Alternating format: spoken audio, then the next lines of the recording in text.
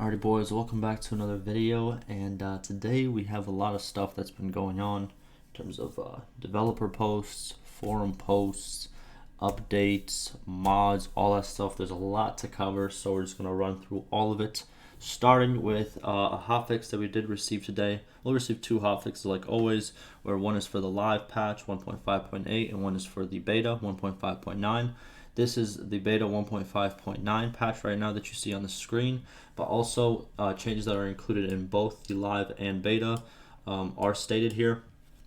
I'm going to link this down below, and without further ado, let's read along together and see the changes, the fixes, and all of that. So first, we're going to do single player and then multiplayer. So single player crashes. Fix the crash that occurred after a disbanded caravan entered a settlement. This is also in the live hotfix. What this pretty much means is caravan that was attacked, if it lost its leader, it would be disbanded. It would go to the nearest settlement or the settlement that it started at. I don't know if it's which one it actually is, but a crash would occur sometimes. That is now fixed. Then we're on to fixes. We have fixed an issue that caused starving parties that had joined an army with food supplies to continue losing troops until the end of the day. So if a starving party, an AI lord, would join an army and the army has food to share, even though the food was shared,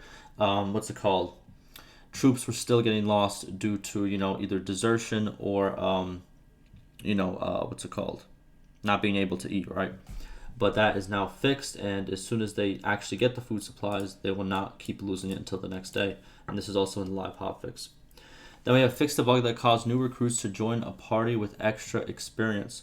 So what would happen is, for some reason, some recruits would just have a bonus experience gain as soon as they join the party. That is now fixed, also in the live hotfix. Next, it is fixed Dlss settings not being shown in the options menu. This has to do with the NVIDIA RTX graphics cards. There was an option that wasn't being shown that was supposed to be there. It is now there again. Then we have fixed a physics model issue with a gatehouse for the Sturgians, which is okay. It's very minor. Then we have fixed an issue with helmet scaling inconsistencies. What this has to do is since AI lords and troops and stuff, they come in different sizes and shapes.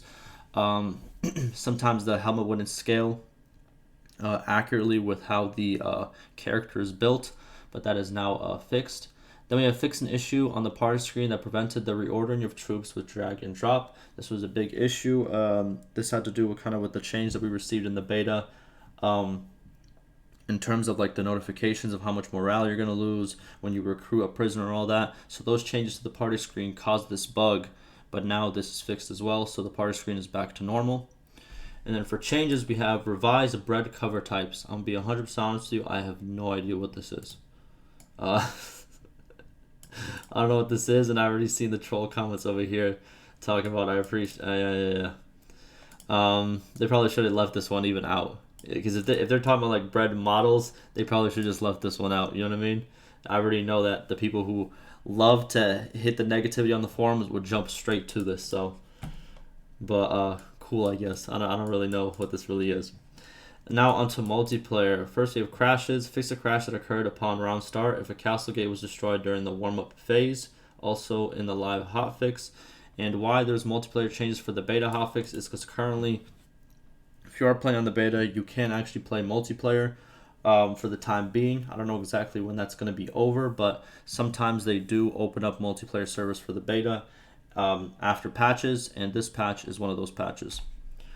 So obviously for this one, very simple, very straightforward. If the castle gate was destroyed during the warm-up phase, a crash would occur when the official round started. That is now fixed. Then we have fixes. Fix an issue with the clan invite button being visible when the player was not a clan leader or officer. Also in the live hotfix, obviously you need to be a clan leader or officer for that invite button to be visible, and that is now fixed and how it's supposed to be. Then we have fixed an issue that caused news images to not display on the lobby screen. I'm guessing this is Tail Worlds, talking about stuff that they've just done, or upcoming updates and stuff like that. Those weren't loading properly. That is now fixed, also in the live hotfix. Then we have fixed a multiplayer login issue in the Epic Games platform, also in the live hotfix. And obviously the Epic Games platform, if you guys didn't know, they can only host a live version. They can't actually host beta versions of the game. So if you're on the Epic Games right now, the highest you can go up to is 1.5.8. And there was an issue of logging in on that platform, but that is now fixed. Then we have fixed some level design issues on the Domok Tall Castle Siege map. Is this one of the new ones that were just added? I'm not completely sure, but there are some fixes for that. And then for both, we have one change: reduced Javelin and throwing axe shield multipliers. So another kind of nerf for the Javelin throwing axes. I'm guessing they were pretty good when it came against shields, a little bit too good, so they kind of stepped back a little bit. But that's gonna do it for this hotfix. Like I said, there's a lot of content to come. There's a lot of stuff that's needs to be done, and yeah, this is one of many. So it's good to see that they fixed this. Obviously, the party screen issues, the Dlss is good for the players who can actually use it, and overall, nice little hotfix. Let me know what you guys think. Ask me any questions, any concerns, and like always, stay safe.